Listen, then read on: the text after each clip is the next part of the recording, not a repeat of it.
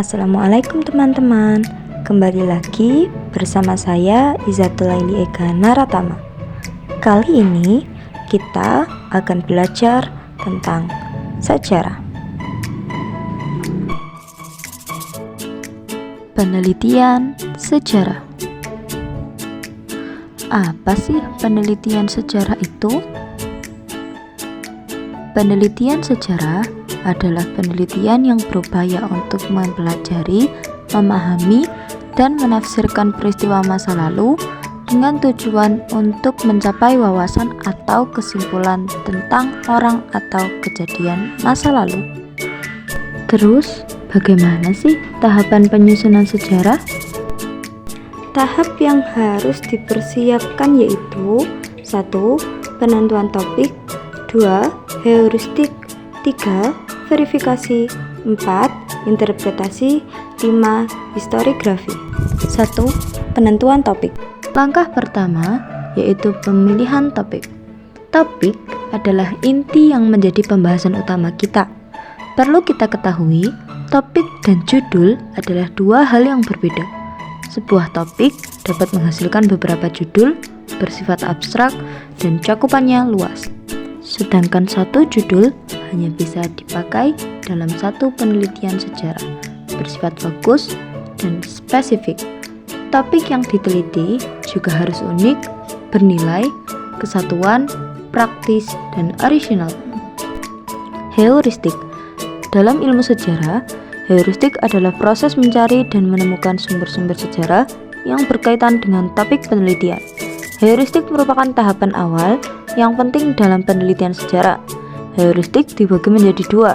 1. Berdasarkan sifat. Heuristik primer adalah sumber sejarah yang diperoleh dari pelaku sejarah. Heuristik sekunder yaitu sumber sejarah dari media atau data terdahulu. 2. Berdasarkan sumber sejarahnya dibagi menjadi sumber tertulis, lisan, dan benda peninggalan. 3. Verifikasi. Tahap verifikasi adalah proses untuk memeriksa keaslian dan kebenaran sumber sejarah yang telah dikumpulkan oleh peneliti. Tahap ini juga disebut sebagai kritik sumber sejarah.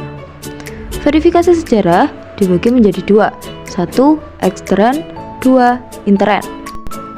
Berikut ini adalah perbedaan ekstern dan intern.